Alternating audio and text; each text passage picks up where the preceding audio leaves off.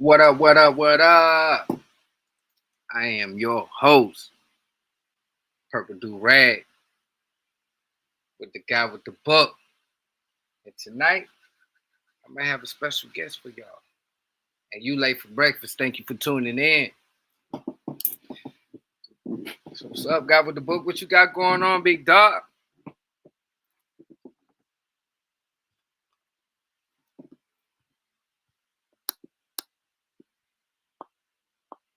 I can't even hear you.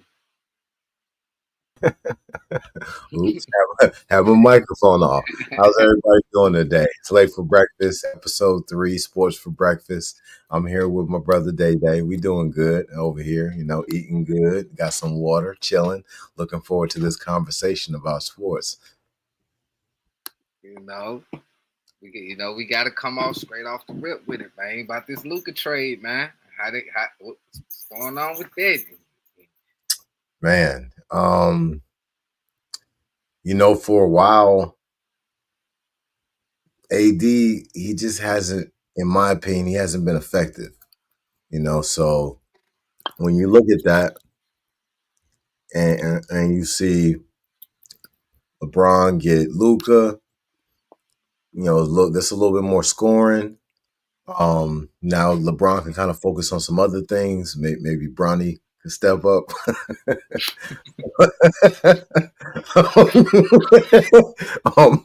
But then I look at the other side of that, right? And you got AD over there in Dallas now. You got him and Kyrie together. What's that going to be, right? So you never know with certain players. Sometimes they might be, ineffective in certain places, but then they might be more effective in other places. So maybe AD gives us something to look at. But I am interested to see what happens if you get Luka, bring him down maybe 10 pounds. You boost up his energy a little bit with that lesser amount of weight, and you see what he can do. Right. What about you? What you think? Dallas always had a decent team to me growing up. So I think AD will fit in good. I forget who I caught on the reel. I was at work and it's just in my ear. And the guy said that AD come from that background of pick and roll. You know what I'm saying? You check the numbers in New Orleans and you'll see that he was more productive off the pick and roll. Now you got people that play in that scheme. You know what I'm saying? Kyrie Irving, he opened up the flow for everything. So the boy ain't no slouch. He will dominate. You know what I'm saying? He will dominate. He been in the West since he started. He gonna dominate. Period. It's like he's gonna do that. I'm basically excited for the Dallas fans because if dude come with a chip on his shoulder, dude as in AD, he comes with a chip on his shoulder, he will be able to really ball out. You know what I'm saying? And show some type of president and probably make a run for the championship because Dallas been making a run. They've been in the playoffs since they got the young boy Luka. They just can't get over the hump. And that's where LeBron gonna come in. Now I'm gonna switch it off and put it on Luka. That's where LeBron come in with Luka. Cause now he gonna have him just like AD. He gave AD the tools and the vision to run another couple years of the game by himself. Now he gonna bring somebody that really idolize him. You know what I'm saying? White LeBron. You feel me? We had White Iverson. We got White LeBron. He gonna come in. He gonna get on that little LeBron keto diet, that $1 million diet. He ain't gonna be out drinking beers and shit with fucking Post Malone out Dallas. He's gonna be in LA in the hills chilling with LeBron with a fucking $2 billionaire or 1.4 billionaire. He gonna take LeBron back to his hood, the Slovakia, or whatever the fuck he from. LeBron gonna build a school out that motherfucker. You know what I'm saying? And they gonna ride off to the win. The boy love Kobe. The boy loved LeBron. He always wanted to be a Laker. And he always wanted to play with LeBron. That boy about to fucking listen to LeBron and they gonna go for a fucking chip. Watch. And AD gonna hurt their feelings. Watch. Just like goddamn Dirk hurt his feelings back in the day. You know, I appreciate the age that Luka's at. You know, like Luka started playing basketball at a really early age. You know, professional in Europe. Baby And Bron.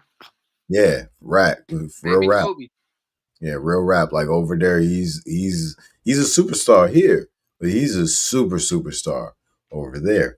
You know, and to watch his maturation, like he's doing some pretty dope stuff. But then when you get a chance to be in that space with Braun, it's over with. You got the commander in chief. It's over with. Like you got the best person to make you a better person. And then you got to pay Luka, so you just ain't gonna be throwing him away. You stuck with this nigga. You literally stuck with him and Bron, and you ain't got nothing but like 2-3 years out of Bron.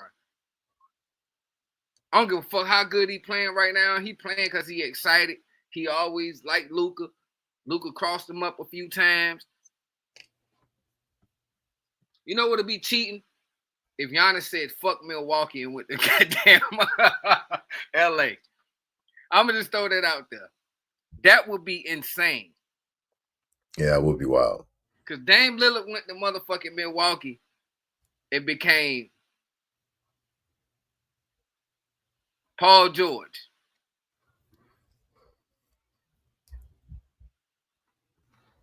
That man became fucking Paul George, bro. You know, I really think Dame he stayed in Portland way too long. Too long. He was killing everybody in the league, and he gave all that time to a team that just wasn't gonna ever be able to put another A-list talent on the team. That's just one of those markets for that. He's in a town where they care more about having their people doped up more than anything.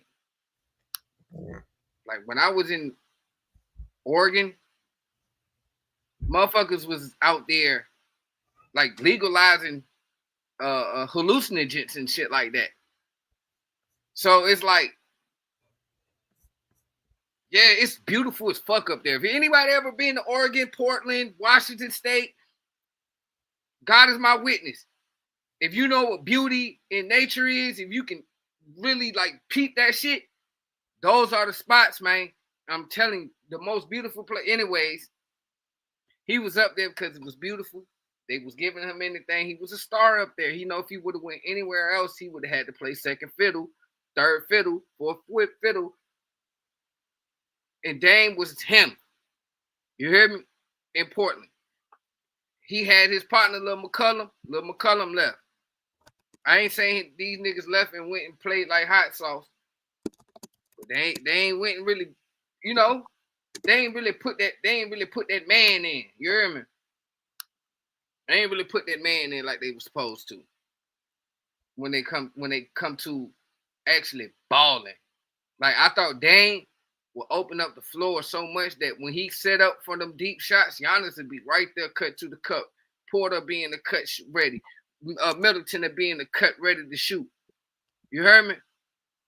Or you a diamond all to the up, man. Like, listen, folks, we got to understand it. Like, I really thought that was a magical dude. They should have never fucking got Dame. They should have kept motherfucking. What's my man that left them and went to Boston and won? My Holiday brother.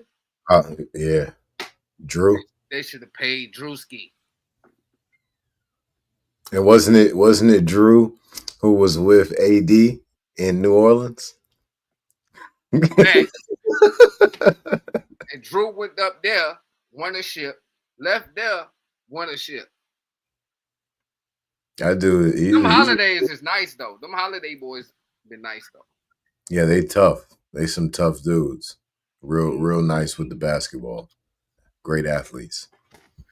Yeah, man. The NBA isn't what it used to be for me, man.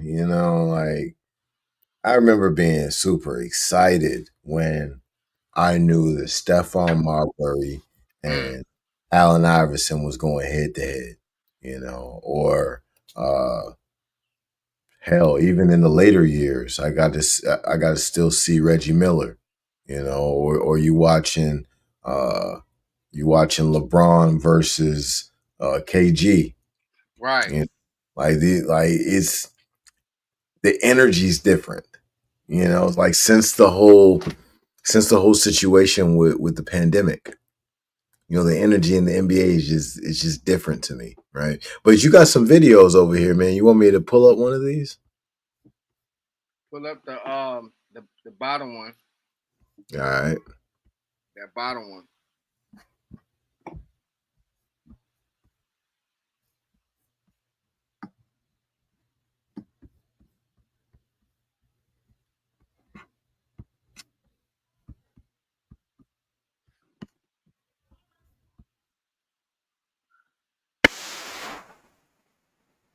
Shout out to YouTube.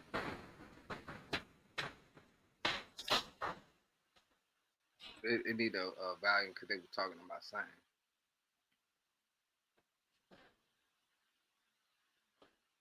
I don't even hear it.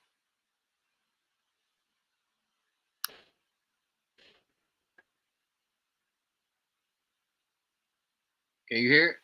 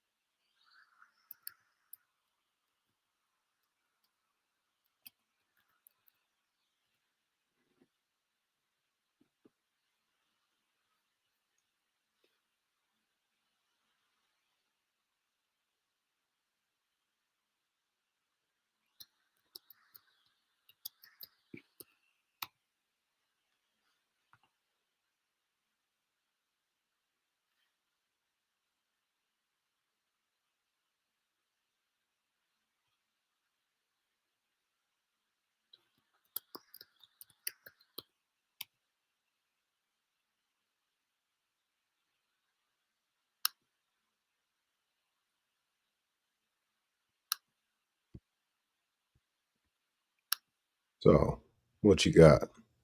I ain't hear none of that. Oh wow. Yeah, I don't know why it didn't play the It, audio. it didn't I play was the audio. listening. Oh, okay. Yeah, I don't know what that is. Let's see. Let's try it again. Let me share this first. Add the stage.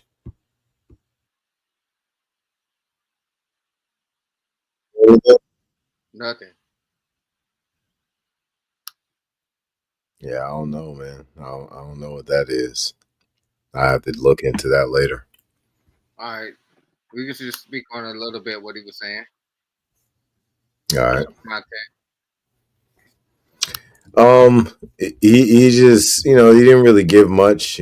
Clay does he kind of touches things lightly, but he touched just a tad bit on the Doncic trade, and he seemed pretty relaxed about it. I don't know. It's hard to read him. At this point, that motherfucker got what, 4 rings? There you go. And at He this got a point, I would say that Clay knows what the league is. You know what I'm and saying? Clay Like, Daddy played in the league. He been around the league. He understand the politics. Clay know what to say. Clay don't give a fuck. You hear me? Clay say, man, I'm gaining a champion that understands the pressure. I got mhm. Kyrie, he understands the pressure. Now I got AD, he understands the pressure. Another Right. motherfucker that's gonna get doubled in the motherfucking and then drop when he go up big, kick it out the motherfucking me or Kyrie. We both water. And AD can shoot that bitch. Yeah. So with Kyrie driving it to the hole, he got the whole team on it. He kick it to the left or the right. That's why he's so calm right now. I'll be like, man, okay, yes, I played with one of the best motherfuckers, but I also played with a motherfucker named Steph Curry. They call him the chef. And he's still chefing shit up. Then I came to Dallas. I was cool. You know what I'm saying? I was cool on that. I was cool with Dallas. You know what I'm saying? I'm gonna come out here on the show, and he came out there and did what he supposed to do. You hear me? Yep. So this game is on is on right now. They're in the third quarter of this game. And AD playing right now. What AD got? AD looks like they must have set him out of this game. Yeah, he ain't feeling too good. His ass cheeks hurt. Damn. Kyrie putting in some work though. But that's Kyrie. Kyrie balling for the nation of whatever Navajo he represents. Damn. Real shit. He talks some damn. Embiid and Maxey, they balling too. Maxey is a fucking beast. That boy, this is why I like the new age, because when I was younger, I didn't know about LeBron until, because I wasn't really into no Sports Illustrated. I was bad as hell. I worried about me. You hear me? So I couldn't have time to watch basketball. I know what 9/11, I skipped school that day. I didn't know it happened until something happened to me. You know what I'm saying? So when I first seen LeBron, I ain't see him play against no, Brad in the Sports Illustrated, or even if I heard somebody talking about them, like I wasn't in that circle of people growing up. So when I saw LeBron, he was coming on the court as a fucking professional, as the chosen one. Yeah. And I sat back and was like, who the fuck is this guy playing? Cleveland. I almost didn't watch the game. It was Cleveland. I've been to Cleveland.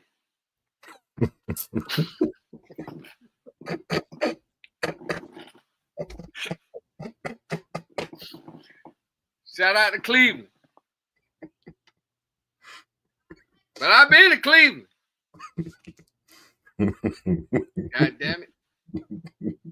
I was going to go to Job Corps in Cleveland. I remember. I got downtown. I looked. I mean, I ain't about to come down this motherfucker.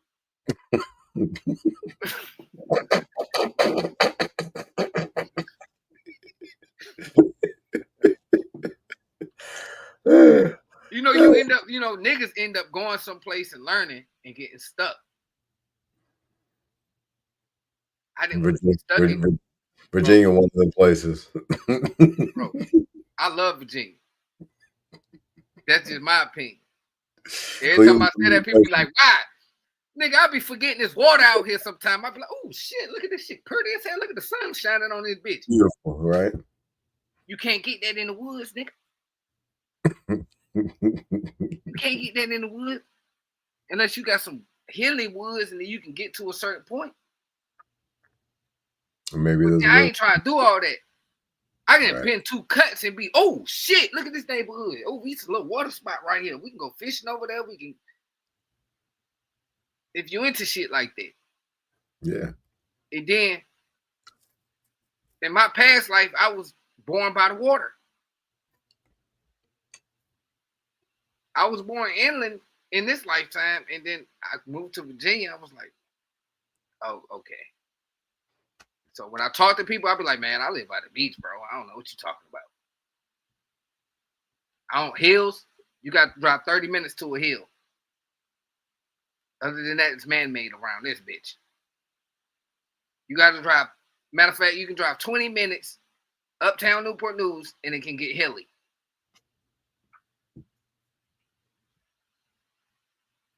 Yeah, you should. I'm going to read this real quick. This is on ESPN. Luka Doncic was nearly asleep last Saturday night in Dallas when his phone buzzed. Only then did he learn that the Mavericks had just stunned the sports world by trading him to the Los Angeles Lakers. You can imagine how surprised I was, Doncic said. I had to check if it was April 1st. I didn't really believe it. The superstar has begun to recover from that shock after his first 2 days in LA, and he's growing increasingly excited about a new chapter with LeBron James and his famed new team on the West Coast. And while his past and future teammates say Doncic has never lacked motivation to be great, he now has all the fuel he'll ever need after the Mavericks inherently questioned his talent and determination by making the seismic trade. It was a big shock, Doncic said.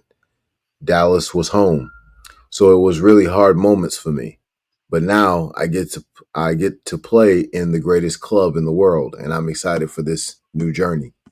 I would say I always take the high road. I have my amazing moments in Dallas with all my teammates, coaches, and most importantly, the fans. They always supported me, and it was an amazing journey. My first thing I gotta say about this, all three of them white people look the same.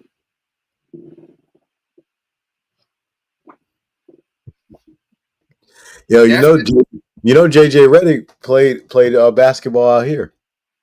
yeah. I see his shit in the Raptors when I go to Boo Williams for my son shit. Yeah, You know, he played at Cave Springs High School in I think it's in Roanoke. shout out to him. Shout out to Steph. You know, he played out here. Now Virginia, they either come here or they born here. See, I'm great and I came here. You know what I'm saying?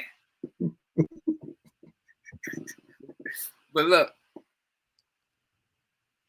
LeBron called that nigga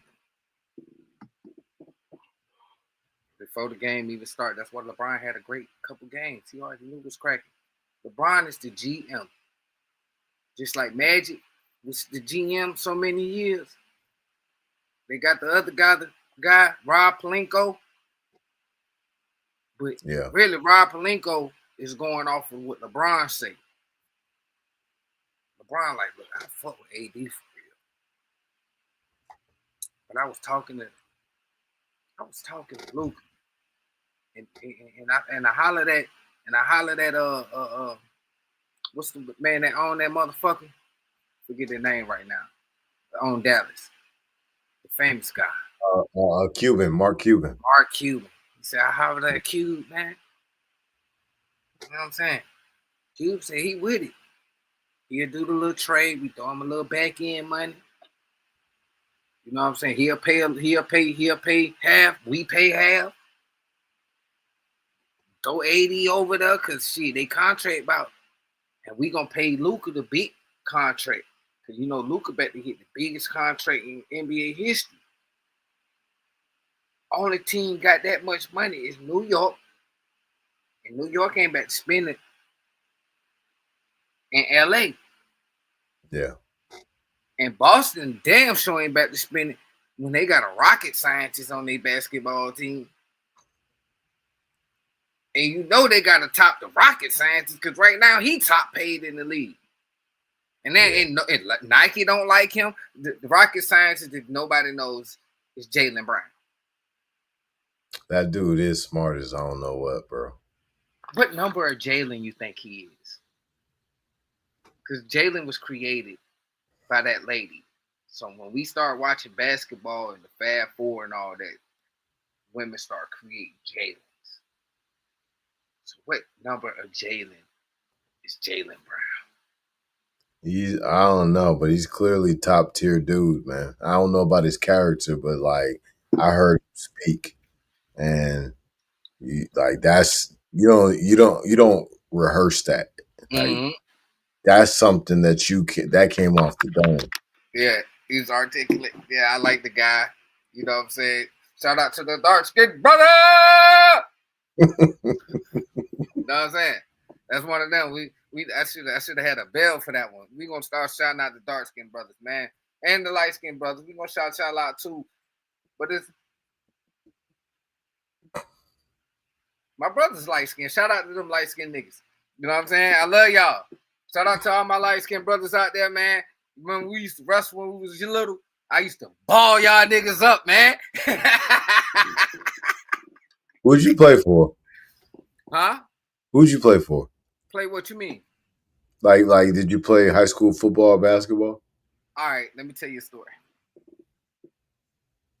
High school. No, we're gonna start in middle school. All right. I was really a soccer guy. You know what I'm saying? Okay, all right. I can run.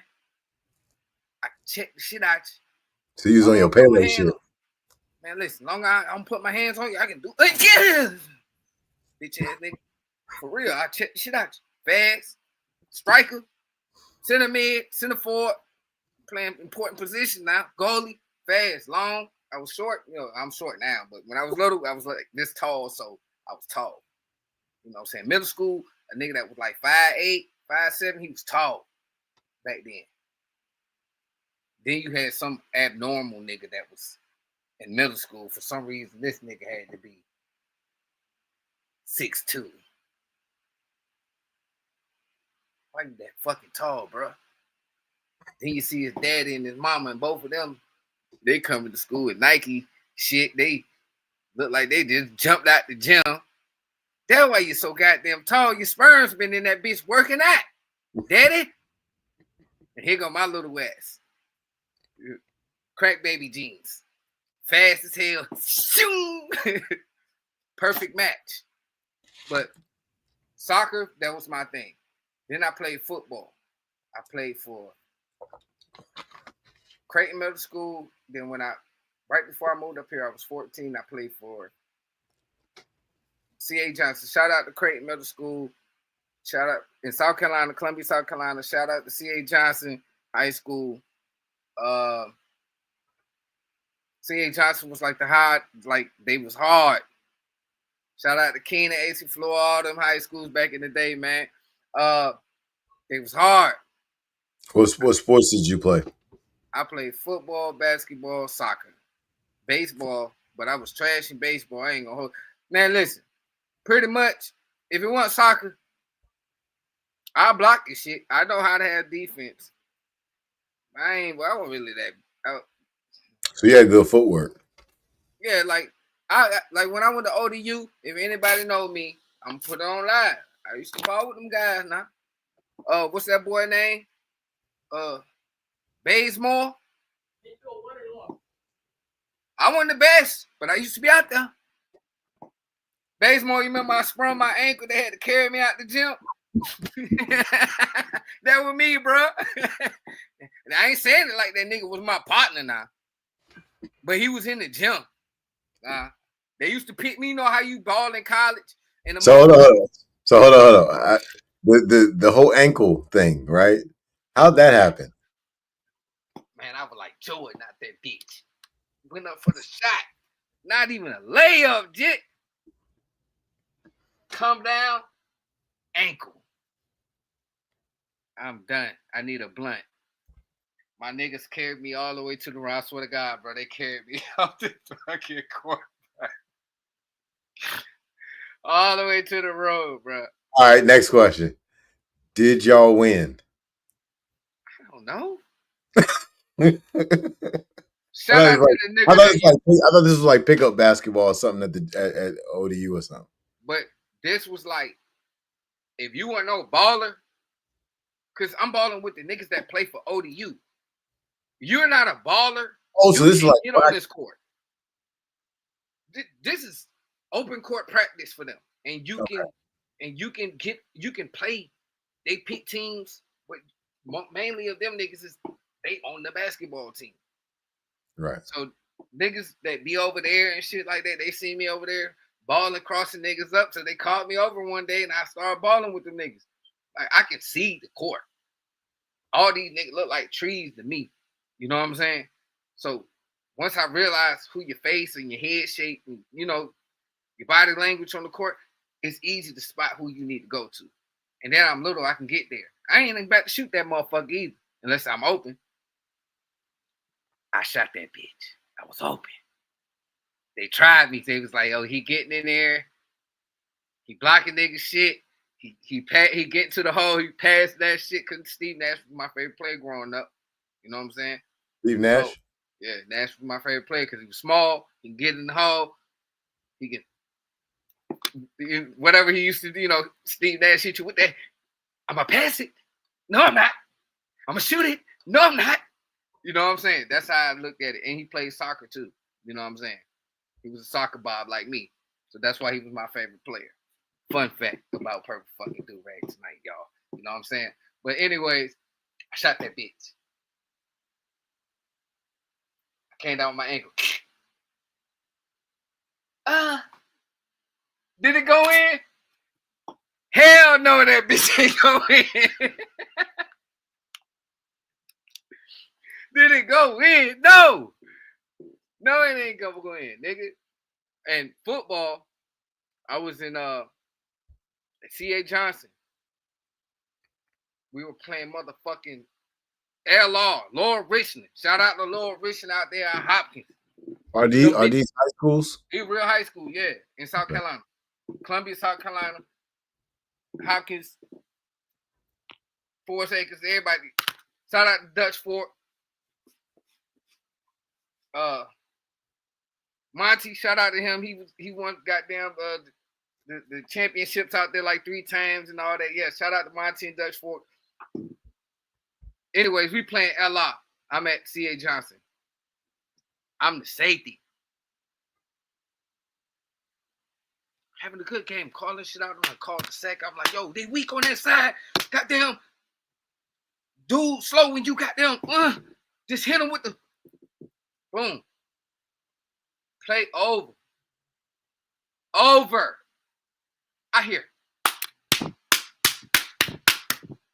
I'm just standing there, oblivious to nothing, just waiting for the next play. Man, folks hit me so hard, bro. What position did you play? I was safety. They just took out the whole defense. Bro, the nigga hit me so hard. I quit. You quit football or you just quit that game? Football! Nigga, what? Mad at me?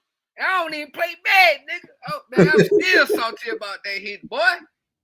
Man, bro, I had motherfucking, you know how when the bitch hit the quarterback good, then that bitch got that shit all in his head? Man, them folk hit me, bro. I've been the punter of the school. I'm glad I moved to Virginia, boy. I'm glad my daddy got that motherfucking promotion, boy. He hit you. Man, you moved to South Carolina. Man, I was a hoe. I was a hoe in the school, man. I was that nigga. Look at this pussy ass nigga quit on us.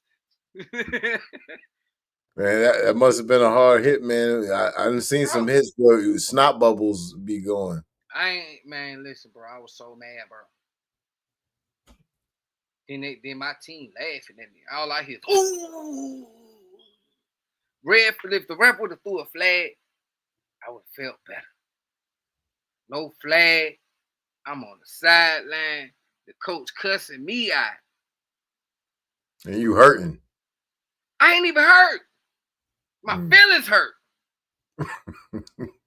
Bro, I just envision my feet touching my motherfucking back of my head like this. And I'm sliding in the motherfucking dirt. Like he hit me. I'm not forward, not to the side, from the back. Some big motherfucking, this is South Carolina, this nigga eat more greens than me. Yeah, South Carolina, you're going to have some 350-pound guys in high school. Nigga had to be 250. Shit, at that age, nigga, I probably was a good 100. He could have been 175. It would have folded me up. Listen, folks, I just envision my cleats touching the back of my helmet and me just in the dirt like this. I don't know how my body was, but I just knew I was sliding. I ain't had no control of my body. Right. And I was like, you know what?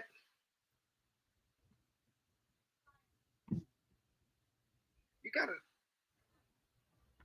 I ain't that tough, bro. I ain't that tough. I will fight the fuck out you. But I ain't about to be goddamn keep going out there and getting hit all day. And then the motherfucker hit me. And it's just a game. I'm gonna want to fight. What about boxing? No. I don't do that either. I will fight the fuck out you on some defensive shit. Let me reiterate that. You know what I'm saying? Like you like I ain't trying to get no prize out of that. I don't want no prize. Yeah. But I will fight you. You know, one of the things that I appreciate about sports when we think about sports for breakfast on episode 3, late for breakfast, is NIL, name, image, and likeness. You know, a few years ago, however long ago it was, the NCAA changed its rules, as you already know. Mm-hmm. They're just telling everybody in the crowd, in our audience, NCAA changed its rules, and now athletes are able to gain a profit on their name, image, and likeness. So, like, I think last football season, Shedeur Sanders, I believe, was the number 1 paid college athlete, right? And he was making more money than some NFL football players. Starters, thank you. In college. This is huge. Hey, bro. If there was a such thing as an NIL when I was young and playing football and shit like that, and I knew that, and you can give me money as a baby, folks, I would took that hit like a man, brother. But for free, at that time, bro. And you took that hit in high school. That wasn't even a college hit. No, listen. This was nigga. I played 7th grade, skip 8th. I'm in the 9th grade playing football. I ain't played Pop Warner. I ain't playing the street. Motherfucker just said, sign up for football, you fast. Okay, cool. All the other black dudes and cool kids were signing up for football. Why wouldn't I? Shit. Sometimes you gotta stay in your lane, people. You gotta know when you in your own lane. Bro, I'm not going out there playing no football with your ass today, boy. I'm not playing with you. No, hell no. I'll shoot a basketball with you. And then once I feel like my ankle feeling like it's a little tender, I'm done. I'm done.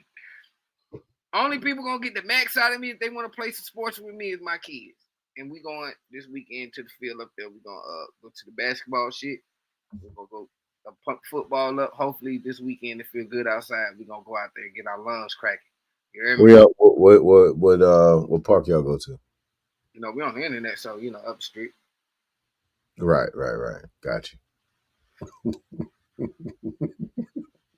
You know what I'm saying? And I keep that fire, so don't play with me now. Yeah. You know what? Street, be discreet. There's some real nice parks that I've seen.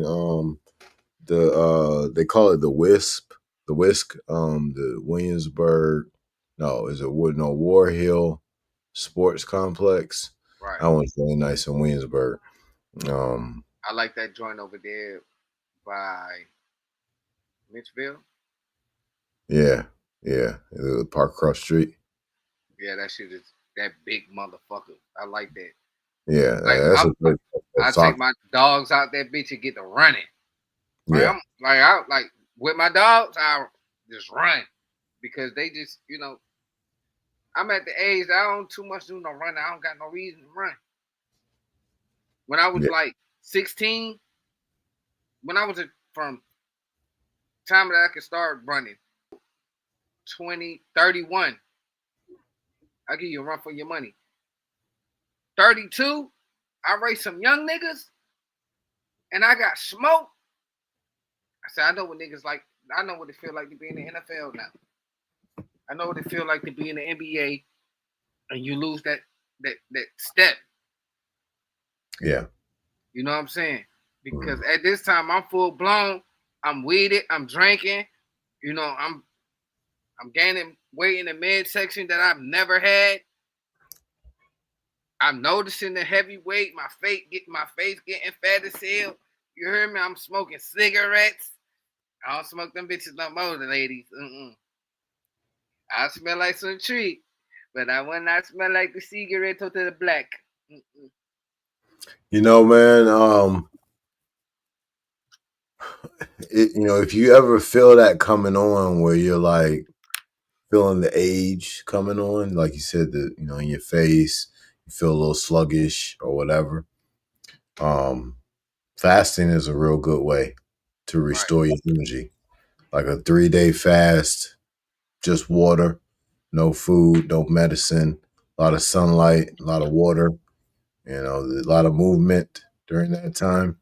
Real good way to reset your energy So and what's boost. something that I can drink to detox before I fast? All right, so you can detox before you fast, but I don't recommend it.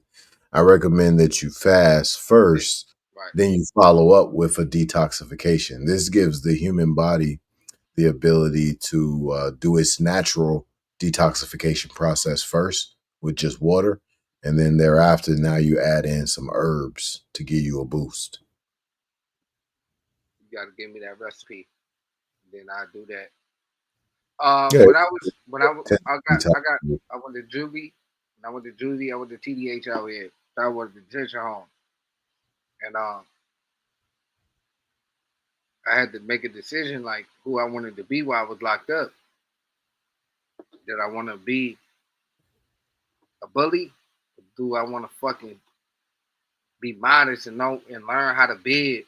Because growing up the way I grew up, I only thought I was gonna do bids. So it's like if a nigga bring it to me, then I handle that. Win, lose, or draw. I'm the same nigga tomorrow. That was the motto as a jit. You know what I'm saying? Like that's a motto even as a grown ass man to me today. That's a tough motto right there. Yeah, win, lose, or draw. I'm the same nigga tomorrow, bro. I ain't chasing no fucking ass whippings, bro. You know what I'm saying? Like if you beat me today, I'm gonna win tomorrow because I'm gonna move on from it. But if you bring that shit to me, then we gotta take it to another level. You know what I'm saying? Because now it's beyond the point of being afraid.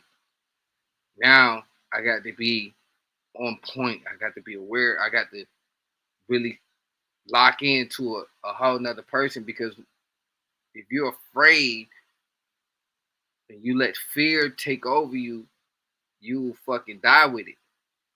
People will see that shit. So I fasted for 40 days and 40 nights, only water. And the fucking people was about to put me in a mental home. And I said, nah, I'm straight. Jesus did it. And you saying like in the books that y'all gave us to read, they're saying that we only need water. And I'm drinking water and I'm exercising and I actually feel good. I ain't trying to fight nobody. I'm being mild mannered, you know. But it's like y'all want a motherfucker, Right now, huh? you painting an important picture right now. Right. So it's like they wanted me to eat that food and be uncontrollable instead of showing people, yo, we don't really need this food all the time. We can really just lock in and be about self and be building ourselves up. And then after our fast, if we want to eat certain things off them trays, we done trained ourselves how to eat and how to build discipline on ourselves. So I didn't eat any of the meat the whole time that I was in juvie. You know what I'm saying? Like I don't eat pork and I'm finicky, so some days I might eat beef and I just stop eating beef and it might be years before I eat the shit. But I love a good hamburger. I'm a nigga. I'm from the country. I see them shits all on the side of the road. Every time I look at them, I look put cheese on them bitches. You hear me? That's fucking disgusting. Every time I see a cow, I put cheese on that bitch in a bun. There's a lot of people who gotta have their cheeseburgers. Man, I love them bitches. I need to get away from them again, bro. Because just to be honest, like I noticed the difference. With beef, I ain't really that hungry, bro. I'm be honest. But like when I just on my turkey and my salad shit and my chicken, it's like, bro, I be starving, man. Like literally starving. Like I can eat. Like I love a salad. A good salad, I be full. I'm full as a bitch after I eat that whole. I eat every bit of it. Like, and it's just so good to me. Like I want every bit of the salad. Then I might do some shit. An hour later, I need a chicken sandwich or something. Cause I don't, You want to know what? You want to know what that is? What is it? Worms and parasites. All right, then I know who to goddamn get in contact with to help me goddamn get them bitches up out of there. That's just detoxification. And like I said, I think fasting should be the first step. But even if you didn't do the fast, the detox, the second phase of a 10-day detox from root tribes kills the worms and parasites. And we use herbs like wormwood, Oregon grapefruit, black walnut hull. These are some of the herbs in the combination in the detox. I only live to learn, man. That's the only reason I'm here. Learn and to learn somebody something. You hear me? So that's definitely a route I definitely need to go because I ain't getting no younger. I don't know who looking, who will see. I don't have no secret to my youthfulness. I will be 40 years old come August 6th, 1985. You hear me? I don't have no secrets. I don't put any chemicals on my face. Only chemicals that go on my face is the oil that drains down from my hair when I sweat onto my face. I only put in coconut oil. That's how it should be, man. Yeah. Like I don't put nothing on my head that don't supposed to be there, that ain't got the right ingredients. You don't really need anything in your hair. And definitely stop if you put hard water in your hair, moisturize it. Hard water is shower water. Like I'm gonna go live on my Facebook, Joseph Green, and show y'all what comes out of your water and why you shouldn't drink tap water. Because there's so many, it's fecal in your tap water, bro. We washing fecal water. This is a fact. Yeah. So I wash my secret to beautiful skin is shit water.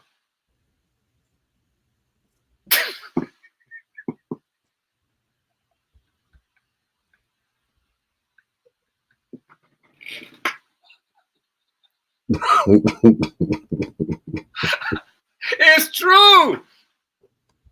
I only use a white rag and tap water. And we know they recycle that shit. So wherever our water coming from down the next screen, we just getting, and we live on the edge of the water. So everything that's coming from the state on the James River, we get that. So our water is so filtered.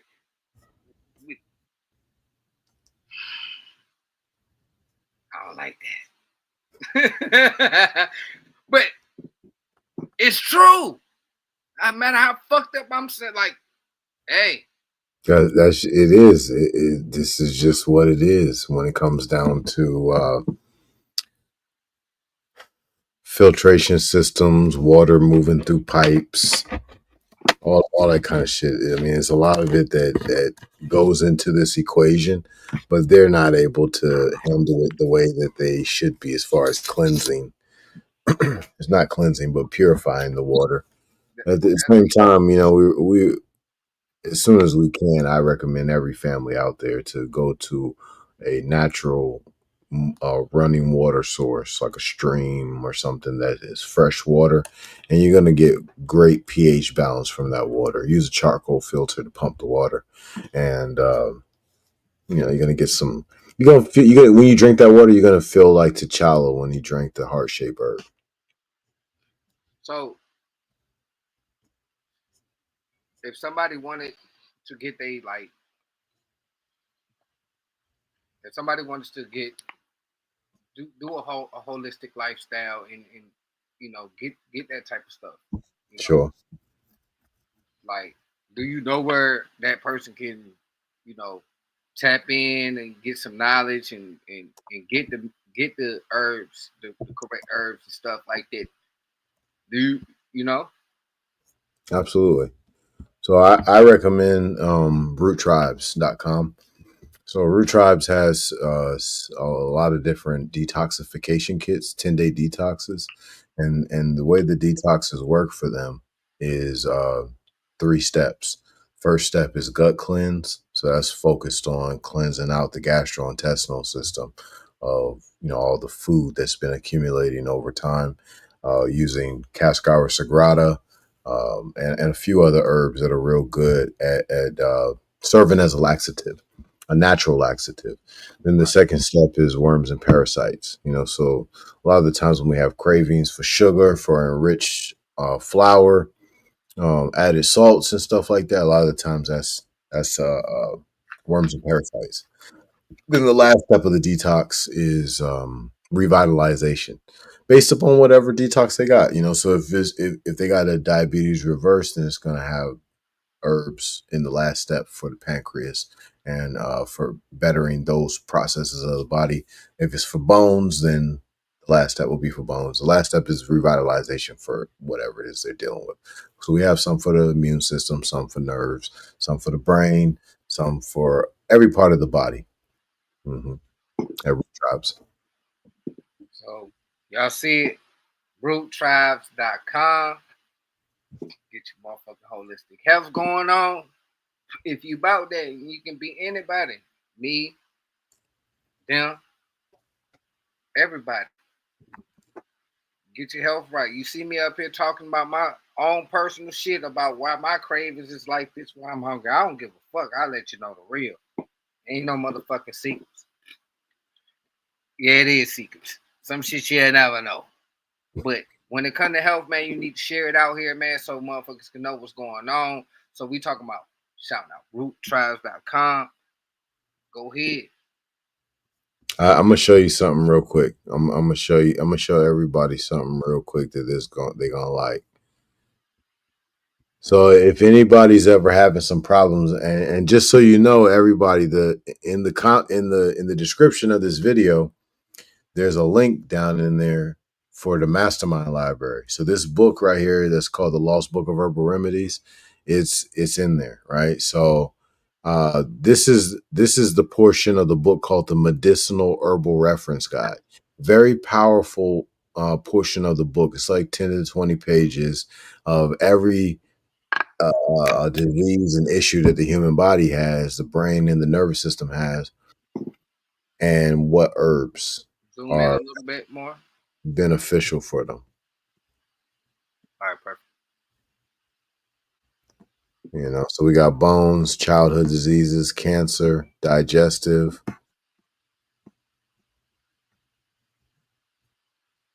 We got a lot of different, drug addiction, female issues, ears, and the list goes on and on and on. This is on page 13 in this book right here called The Lost Book of Herbal Remedies, and for everybody out there. And like I was telling y'all, this book is available in PDF form in the Mastermind Library, which is in the description of this video. So feel free to click the link, check it out. There's a lot of other great books in there. probably got about 1,000 books in the library, in the Mastermind library so far. But this book right here is like, I mean, this is like having gold, to be completely honest with you. Like, if you wanted to completely step away from the hospital and completely step away from medicine, you could use this book to completely substitute medicine. So if you got any common sense, you can just go to what he was just talking about and just get yourself together with those combinations or those potions that they used to teach us about in the cartoons and shit when we was younger, when they used to heal people. Those are the potions that they had. So magic is really real. You know what I'm saying? Root tribes can help you heal yourself. It's showing you how to motherfucking get the pancreas right there, the diabetes.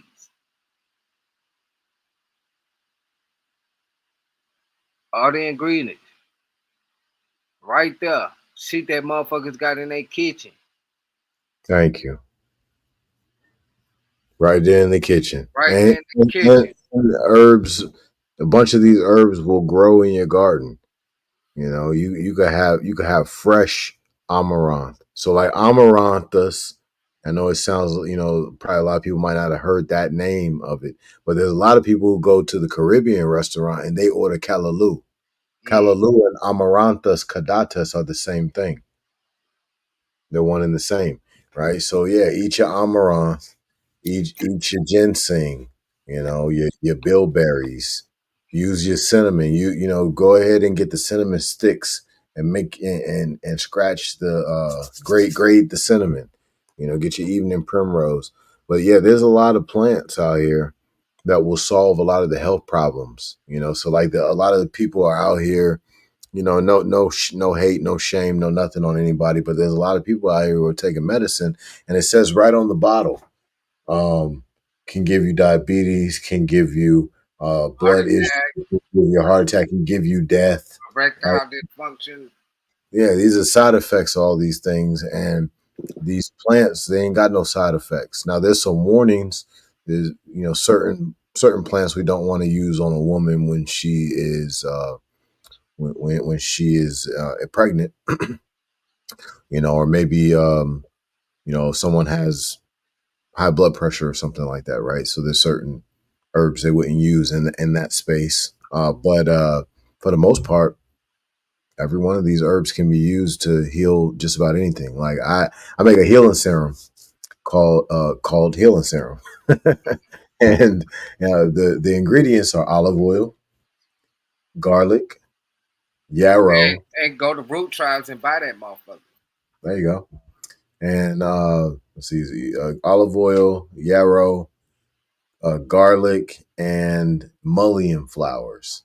Well, once you mix all of these together and you let it just sit there in that oil for like 2 or 3 months, maybe, at earliest you take it out and use it maybe after a few weeks, but really like a few months. Well, that's better than Neosporin.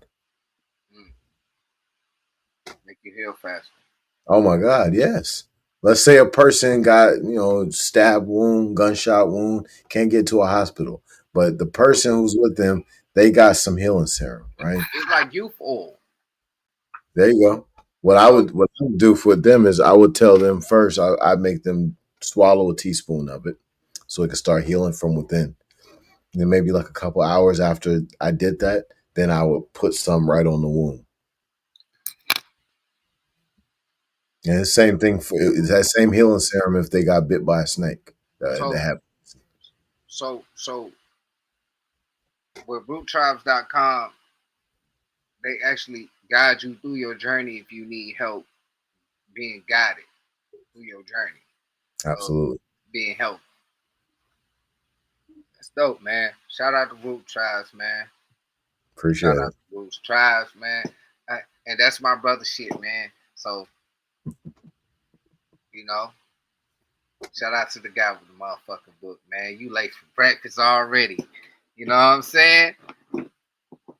Yeah, man. A long time ago, I recognized that our people were suffering with a lot of different diseases that came as a result of lifestyle. and I knew I had the tools to be able to, to help and to make a difference. So my wife and I, we sat down and we put it all together. We created the holistic health combinations, the detoxification kits, and then a bunch of the other products up there. This is all built and created in the kitchen, and a So bunch of it is grown out in the garden. Go ahead. so what what brought you to the mind and the and have the discipline to be in this lane? You understand? Because not just on the holistic side, you do this, you can do that, you know this.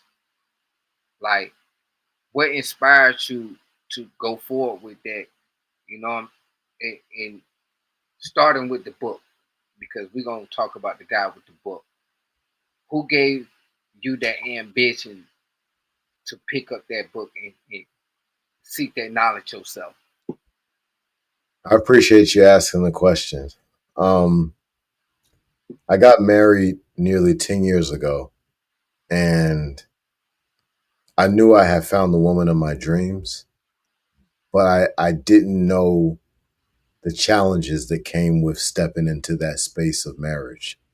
If Right, I had planned to take it serious, and I had planned to take it serious, so I didn't have no clue what I was really stepping into, especially with my wife already having children prior to the marriage, which I was okay with, but I still didn't really understand what I was stepping into. right, So I stepped into a lot of unresolved trauma. I stepped into a lot of challenges that I didn't quite understand, and I went through some things, and things got kind of hard. So at one point, a couple years into the marriage, I uh, I said, you know what, I can only do one or the other. I can only do the military. I was still in the army at this point. I can only do the army, thank you for the or service. I can do my marriage. I can't do both of these. This is just too heavy. So I completed my second enlistment. I let the army go. So this is where the change really took place for me. I was a combat photographer in the military. That's a very rare position to have, rare profession to have, period, in the world. But in the military, it's kind of prestigious to Yeah, I ain't never met nobody do that. So that's like, that's some brave ass shit. Cause you appreciate. taking pictures and motherfuckers getting shot at. So thank you for your service. Shout out to my Marine out there, motherfucking. What's that shit called? Camp Pendleton out there in San Diego and sunny San Diego. Shout out to my Marine B1K Brian. I love you. Thank you for your service to all the branches.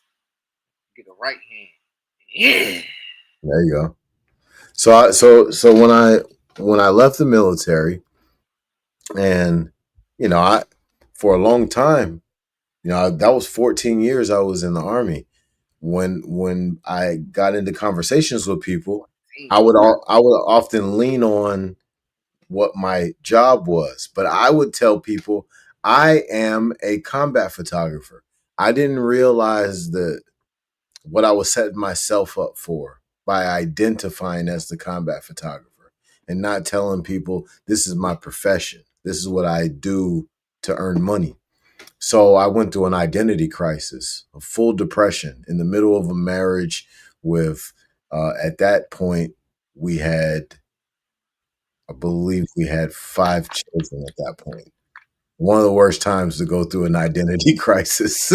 and, Who you telling, you man? know, I be knowing. So when I went through the when I went through the depression, I didn't really know what was going on, but I understood after like a couple of weeks, yo, you got to get it together. Like there's still work to get done. This children still got to be taken care of. You still got to deal with this wife, right? You still got to deal with all these challenges. So I really started to do that some shadow work within, and uh, I focused on how I had accepted second, and I really started to look at this vessel, and I'm like, yo, man, this is a freaking Lamborghini.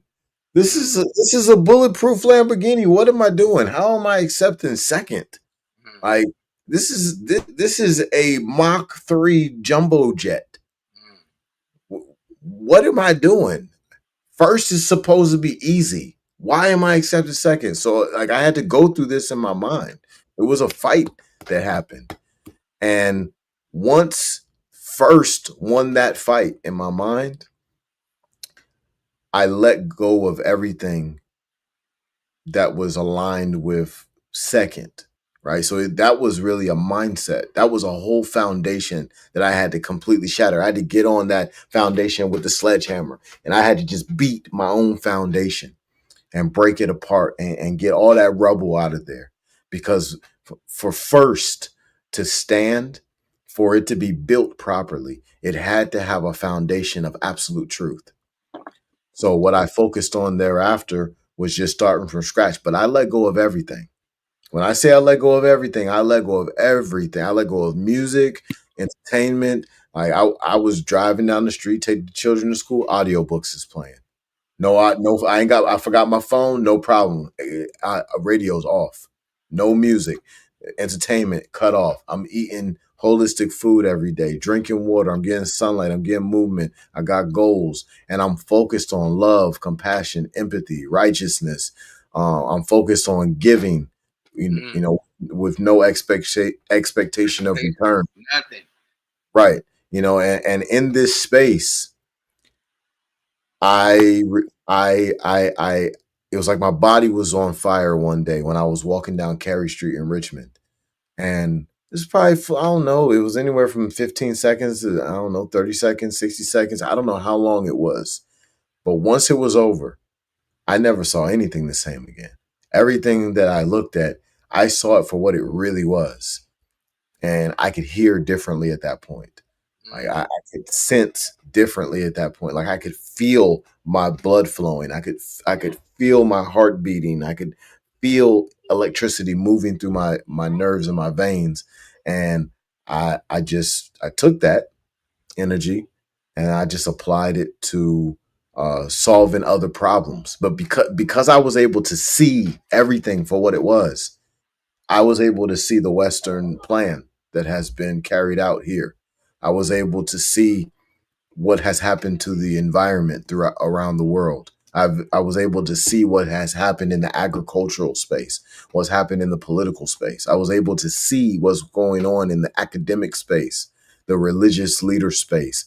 I was able to get an understanding of the sacred geometrical algorithm that has been kind of placed upon mankind, and I was able to see how to change it. I had the same experience, but I ain't. I when you were saying you were just walking into this, like something said hey to me, and I was like, oh, oh, oh shit! It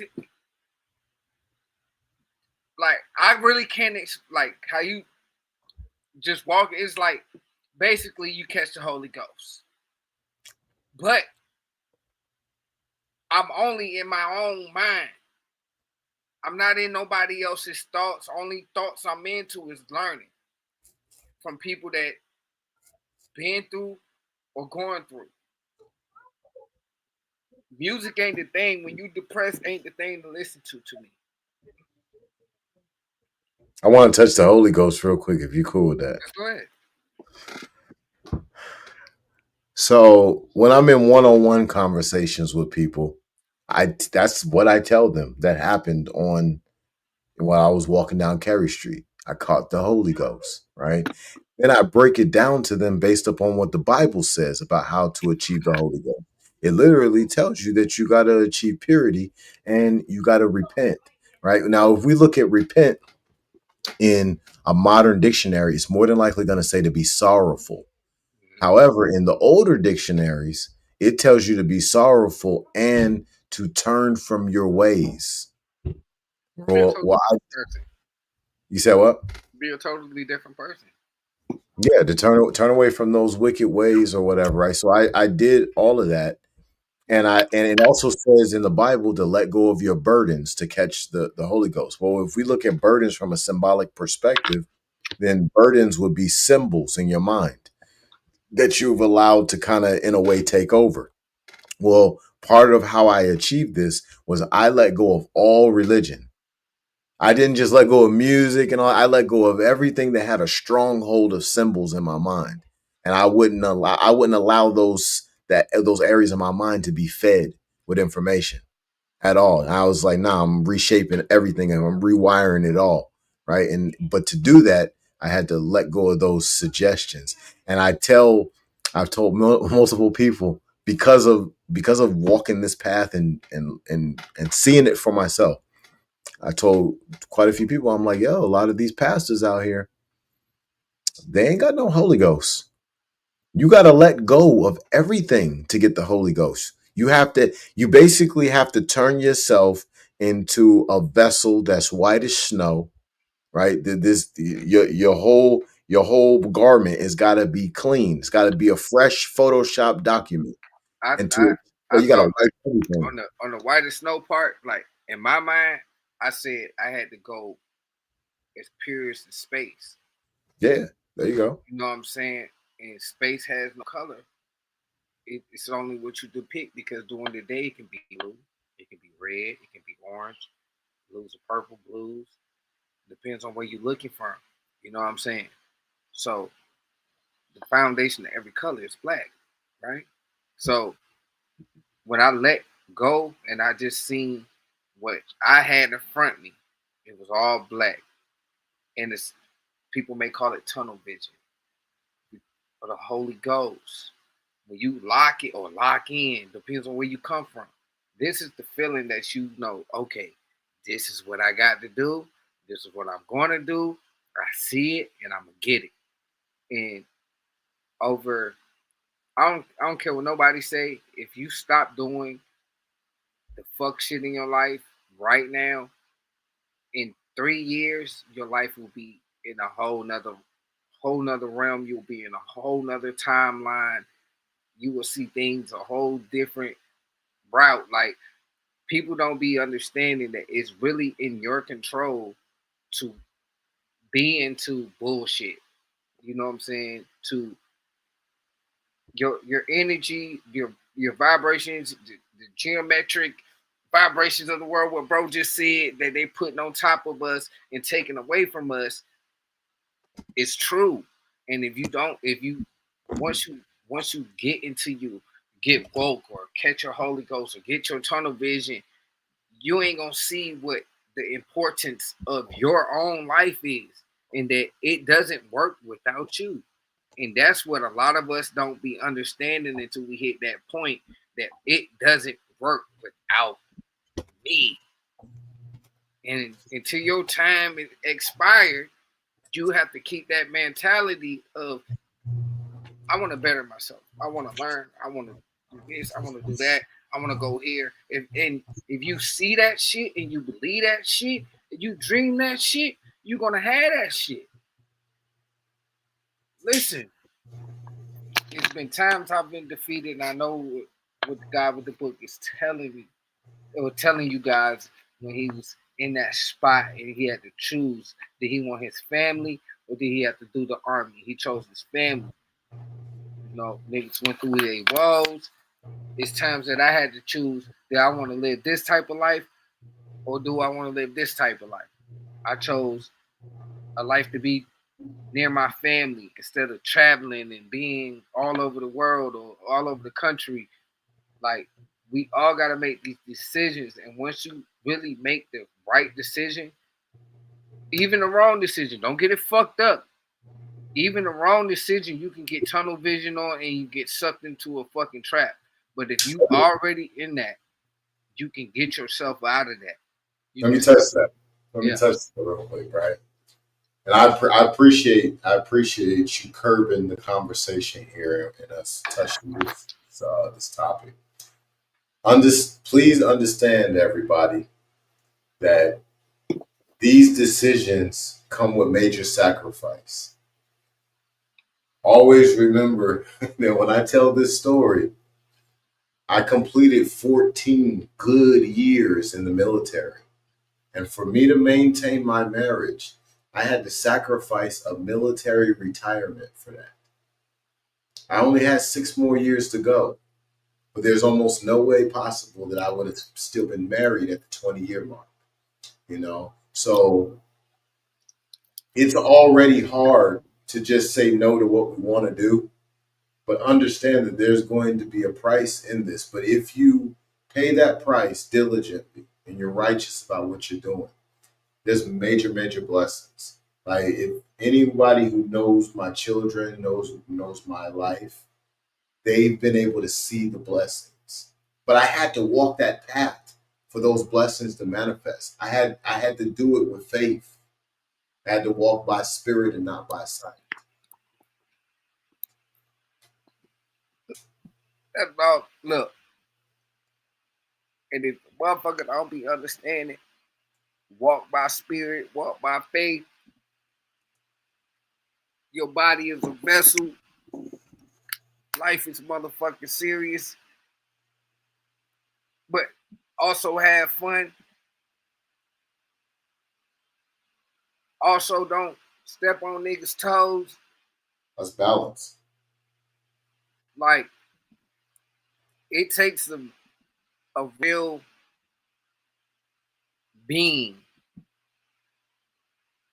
to keep it funky with themselves. Because once you can be real with your goddamn self, G-O-T, damn self, you ain't gonna be able to keep it real with nobody in the world. And that all comes with knowing who you are and grabbing that motherfucker and loving that motherfucker. Because before you can love somebody else, you got to love you. And that's the whole point of finding, like, he had made a sacrifice for his family that's loving himself. He made a sacrifice so he can raise his children and do what he needs to do. I made a sacrifice of not being a child my whole life and being near my children and being able to have them and do things with them. Like with locking in, tunnel vision, catching the Holy Ghost, all that is inside of you because you have a spirit. You are the spirit. I am. That's why they tell you don't say I am whatever. Negative. You know what I'm saying? Let me touch that. I am positive. Let me touch that. All right, so let's do an experiment real quick. Okay. Yeah. I'm about to do charades and I'm gonna tell you what I'm doing. I'm gonna be a magician. Okay. I got the hat right here, and I'm about to make a bird appear. Right. Voila! Abracadabra. Hocus pocus, bitch. Right? So keep in mind that we had to use magic words to make this happen. Now, when I want to use real magic, or let's say alchemy instead of magic, the magic words are I am. And when I use those in repetition, like I am a candle maker, I am a brick mason, I am an astrophysicist, and I say it enough, well, I got to become it, because the law of suggestion states, based on my personal definition, that we become what we experience in repetition. Right. So I am, if we say I am that I am, and we say that enough, now what happens is you become everything. I am the door. Yeah. I am the wind. Yep. I am the water. Yep. I am the planets. Yep. I am the stars. Yep. I am the floor. Yep. I'm the light. Yep. I'm the copper conduit wire of the electricity. I'm the electricity too. Yep. Because I am. I am. And it basically, what we try to tell everybody is love yourself because you in everything. Every wall, every stitch, every fabric of this universe, we part of it. When that motherfucker go in the trash, that's like you dying. Just understand. We all get recycled. Just respect the world. I don't litter. I don't even like litter. I don't like litter bugs. It bothers me. You know? Like, I love clean streets. That's why I love Virginia. People be like, I hate Virginia. These some of the cleanest streets you will ever be in. Ever. It is pretty clean out here. It's beautiful out here. It smells good. You right here by the water. You can catch it. Like, depends on what area you live in. You can catch the ocean smell, or you can catch the river smell. So peep this, right? That's the beauty of being in a rainforest. And if we all went out this bitch, it'd be plush. Everywhere you go, when you drive around Virginia, everywhere you go, anywhere where they haven't cut the grass for a while, there's no trimming of hedges or nothing like that. I don't care if it's just like 20 feet by 20 feet. It's going to look like a rainforest in that 20 foot by 20 foot square. Right. This is definitely We're in rainforest right now. That's the reason why the weather patterns here are just like in any other rainforest. Every damn week it's all 4 seasons. Listen, I be telling people, like I tell people, I say you gotta look at it like we're right at the crest of both weather systems, the Atlantic and the one that comes from Canada. I don't know what they call it. So we're like right here in the middle. So when the super cold weather and fucking snow comes, we just get the ass end of it. You know, when the fucking hurricanes come, we might get fucked up a little bit, but it just missed us and shit like that. You dig what I'm saying? So we're like we're in the best perfect tropical area for a decent winter, because it might be 4, 5, 6 years before we get a decent sheet of snow. And when you think about things growing very well, food grows best around the edge of water. Right? Always. And then when you look at a map of Virginia, where I am, if you're in Newport News as well, we're on a peninsula. Yeah, we stick out. We're on a natural peninsula. Yeah. That's why they call us a peninsula. Yeah. Everything grows amazingly well. If you don't know what a peninsula is, or you just heard the word, when you really didn't know what it means, look it up. I'm going to just say, for layman's terms, it's a piece of land that sticks out into the water. You know what I'm saying? Good way to explain it. You know what I'm saying? Basically, a land that's surrounded by water. That's it. We could be an island, because if you go up a little bit, we got to cross over a bridge, and that's if they ain't have a dam somewhere up there, we kind of probably would be an island. Yeah. Up there by the reservoir and all that, and the Queens River right there. We got an island over here, Fort Monroe. That's what I'm saying. But that been there, and talk about sacred geometry. You know what I'm saying? We could talk about that too. You know what I mean? When you talk about sacred geometry, shout out to anybody out there who's drawing their circles, because that's a powerful science. Sacred geometry takes us into a lot of different spaces. That takes us into our movements every day. That takes us into the celestial sphere, to the planets and the stars. Takes us to atomic theory, protons, neutrons, electrons. Sacred geometry takes us to the golden ratio. Takes us to the production of cells, the multiplication of cells. It takes us to DNA. Sacred geometry can take us in a lot of different directions. So But when it come to that, right? Like when I was younger, I remember certain churches, like with the pigs, you go in there, walk. Oh shit, like your church is like really creepy almost. You know what I'm saying? Like, but it's dope. I can be in here. But then you go into these newer churches, and that bitch like a jailhouse waiting room. well, you got to keep in mind, man, that you got to keep in mind that there's a reason why the prison, the school, and the church might have a bunch of similar elements. And when I say the church, I'm talking about primarily the melanated churches of America.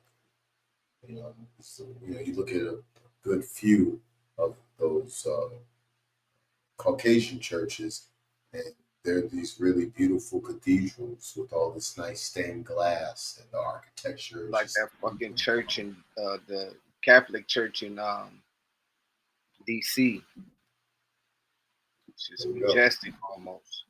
Like you see it with nice green grass coming out of all the embassies, because all the embassies right there, they ain't even got no price tags on them bitches. They ain't never gonna move out of them. You know what I'm saying? So you talking about $1 billion houses. Is that the ones that we have this thing with our energy, and American melanated people, we have this amazing creativity. So we'll take something that we really rock with and we'll remix the hell out of it. Mm-hmm. But a lot of times we won't learn its origin. So we won't understand exactly why that thing was implemented in the first place. So without that origin, now we've remixed it and it's screwing us up faster than ever before. Well, why? Because something that wasn't even created for us, now we're trying to make it our thing in our way. And it wasn't set up for us to ever win with, ever. Right. So this is why the institutions for us, the religious spaces, they look the way that they do. And on top of that, when you got a lot of people who have accepted the one size fits all approach for humanity or for Americans, their energy level is never going to be where it needs to be to take another organization, let's say, out of the churches. I don't want to name any other organizations, but other organizations to higher levels. Right now, the only one that I can think of that's taken the organization to high levels for a very long time is probably the NOI. Who's that? The Nation of Islam. Okay. I'm a member of the Moorish Science Temple, and I got a lot of respect for it. But I don't see in the last, let's say, 50 to 75 years, the kind of accomplishments that I've seen from the Nation of Islam with a bunch of their members. So it's you're hard pressed to find organizations that have pretty good leadership, and you can easily see throughout the organization that the membership is following the suit. But that just has a lot to do with people accepting Western ways. There's a lot of Western ways you can accept behind closed doors that nobody ever sees, and you don't even realize that it's bleeding through your character, and it's bleeding through your virtues and the way you operate in principles in the world. And that reverberates, that bounces off of other people, that energy transfers. I see you got something burning. Let's get it over here. But if the people, melanated people, say, and the shoes that I've been in, if they don't care, you know, well, does it matter? You know what I'm saying? Like, should we just be selfish and just keep the knowledge to ourselves and wait for the people that want to be knowledgeable and bring them in? Like, how does that go? Or So before we started this live, I sent you a text message. right? It was about the 8 trauma reactions. Yeah, I seen it, but I didn't even check it out. I was gonna listen to it before I went to bed. So good. So one of the trauma reactions is trauma abstinence. So one of the things that a person may do as a trauma reaction, if they're triggered somehow, is distance themselves, disassociate themselves from whatever it is that they feel like is, you know, them. These different trauma reactions can manifest on an individual level, and we even see it at the group level. Well, what's the trauma? For some people, maybe mother and father having some type of issues when they check on their children. For others, it may be generational. So when you talk about melanated people in America, if it's generational, it's more than likely tied to slavery in some which way, shape, or form, whether their family was free or their family was a slave. Somehow, they got a piece of that, and they're still moving with it. They haven't learned how to change perspective on that trauma. See, the trauma happened. There's no getting away from it. This is the reality of trauma. However, throughout our entire life, we have the ability to change perspective of the self-image that was in the midst of that trauma, that experienced that trauma. And in that space of changing that perspective to one of truth, this is where healing is. And then you start to see individuals start to look a little lighter, right? They don't look like they're so heavy. They don't look like they're so weighed down no more, a little lighter. And then you start to see a chain reaction throughout society. And we're starting to see that now. That's happening in real time, the Great Awakening. Right. So it's like, from what you're speaking of, some type of trauma. I'm gonna put it like this: of a redneck or racist white gentleman that don't like black people, and he has a daughter, and she grows up. They kind of like in the same bracket as niggas, so she grows up in the school with black people, but she's traditionally learning the heritage of her people, but she's also being around 8 hours a day around the opposite people, and they showing her love and woody woody whoop, and she goes and has a baby with a black guy, and now the family is forced to start loving the black baby, and then all of a sudden the family starts to say, you know what was I so mad about? These people are all right. So that's kind of like almost healing the trauma in breaking the generational curse of, if someone was to do that and that scenario was to happen, per se. Like, that's kind of like a trauma too. I was putting that in that. I don't know why I put that in that type of perspective, but that was kind of like how I put that. When I look at melanated people in America in a one size fits all type of approach, I don't always do this, but this will help for this next way I'm going to explain.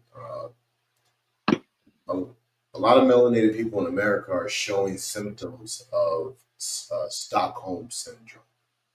What's So that? Stockholm syndrome is basically where you'll have a group of people dealing with certain issues as a result of them living amongst their captors. They don't have no home. So they just adapting to what the fuck being taught. Almost like you don't have a home, but you do have a home, but the home is is you being a hostage. Yeah. And then you kind of have generations grow up in that. And it's almost like you start to forget that you're a hostage. So that goes back to us being states.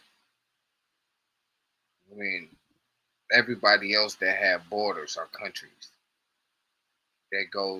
That's back into the minimizing the thought in the broader, because if we was just United States, if we were just united of America, it'd be a big one pride thing. But individually, just like individuals with football teams, we got our own. I'll kill you over this shit. They'll kill a person over a football team. I'm not that invested. You know what I'm saying? Into hurting anybody over a football team. Go Chargers. I want you to win. But that's the Western mindset. Yeah. Keep in mind that like Caesar, when he had unrest and he was trying to get the people under control, he gave them the games at the Coliseum. So that's exactly what these baseball and football arenas and stadiums look like. And that's exactly what it is. It's sit here and shut the fuck up for 2 hours while we handle business, son. And drain your pockets while you're there. $16 for goddamn a beer. I don't drink beer, so I'm drinking liquor if I'm at that motherfucker. So you gonna spend a pretty it's not expensive as you would think it would be, but it's expensive. Well, think about it like this, right? $16 for a beer, that's not that big of a deal. But imagine if you decide to take a bunch of your friends, of family, and you wanna ball out for the day. $16 for a 22-ounce beer, if that is insane. And then imagine that you brought your children too, so now you buying some, popcorn, food or whatever, and you spending almost at least $10 for every single thing you're purchasing, even if it could just fit in the palm of your hand. $4.50 for some popcorn. You might mess around and go to the game, and so the tickets, you paid like $400 for the tickets. And those some good ass seats now. You know, you got to be bargaining. Like, if you want to go get you some good seats. Not if you done brought your lady and you done brought your children. You might even brought a family member, say birthday or something, right? So you done made it a family affair. You balling out, right? You just spent $400 or $500, and this is for the cheap seats. Now, when you go and get your snacks, your food, and your beer, now you just spend another like $200-$300 easily. Wifey is like, yeah, I want some fries, but I also want some tacos, and give me a drink too. Well, the drink was like $14, for like 12 ounces, a whole lot of ice. And I'm gonna be honest. Depends on what bartender you walk up to. Okay. They're gonna show you love now. There you go. Cause when we went to the Panthers versus the Chargers versus Panthers in Carolina, right? You know what I'm saying? They I forget who liquor it was. I think it was LeBron, somebody liquor. He was showing love. I only got 2 of them bitches because I only do 2 drinks when I'm out and about with my family. You know what I'm saying? Because if anything, if I get pulled over and I get a DUI, I'm suing the motherfucking stadium because you gave me too much liquor. You know what I'm saying? I only had 2 drinks. You know what I'm saying? And y'all supposed to be trained enough to know when I'm too drunk, then get another drink, right? Anyways, 2 drinks, guys. 2 fucking drinks. Then wait till you get home and have the rest. 2 drinks. That's important information that made me goddamn lose my train of thought after that. 2 drinks when you out and about until you get back to your crib, and don't leave your motherfucking crib after them 2 drinks. Because if they 2 drinks. 2 drinks, man. 2 drinks, you know what's going on. You can control yourself. You can drive. You ain't too fucked up. None of that. You hear me? You and 2 drinks, you're gonna be feeling like, yeah, you can talk about something. You hear me? You know what I'm saying? If you that type of person that needs to drink something. You hear me? But 2 drinks, y'all. While you out and about, 2 drinks. Especially you out for like 2-3 hours. What the fuck you need 4-5 drinks for? You out 2-3 hours. You gonna be fucked up. So see, some people's tolerance ain't a such thing, no tolerance. They just can walk a little straighter. They rode the bike longer. You get what I'm saying? Yeah, I feel you. Well, let me go ahead and give my last remarks so I can give you the floor. You know, I really appreciate everybody who comes out and checks out late for breakfast. This is a fun show. You know, we're able to talk about a lot of different things. We can go from sports to spirituality to academics and fatherhood. We can touch so many different topics, you know. So please keep supporting, you know. Please keep commenting. Please keep sharing. And I just want to say peace to everyone. You already know what it is, man. This is Purple Do Rag. That was the Guy with the book. You definitely are late for breakfast, man. But we out here, and I just want to, thank the most for bringing me and my guys together so we can bring this out here to y'all, put this together, keep this thing going. Shout out to A&M Customs out there in Arkansas, Jonesboro to be effect. If you need anything printed, get with them ASAP. You dig what I'm talking about? What would put the holistic joint up there real quick so I can shout that out again, because I definitely got a brain fart. Shout out to the Guy with the book for hanging in there with me, man. Shout out to roottribes.com, man. Go up there right now, get your health together, man. Health is motherfucking wealth. You hear me? I'm about to get on mine. I'm about to tell you, and I'm gonna tell you about my journey. You know, I got a fat mouth about me. You dig what I'm talking about? So I'm glad y'all stayed tuned, popped in, whatever. Share, comment. We're gonna be checking the comments, making sure that tuning in with our peoples. Subscribe with us. We're gonna talk about some knowledgeable things. We're gonna talk about some bullshit things. We're gonna be I'm gonna be doing my thing. You understand? And I want you to come in, relax, talk to your big aunt. Because that's what we do out here. We out here to learn. And learn something. If you can teach me something, you can challenge me to what I'm saying. Talk to me. Learn me something. Learn my guys something. But we on it. We're going to have some special guests coming up for y'all guys. I'm going to get this thing right for you guys. Brought to you by CBTCO TV. Hey, Chips, bring them cameras out, Brody. You did what I'm saying? And we late for breakfast.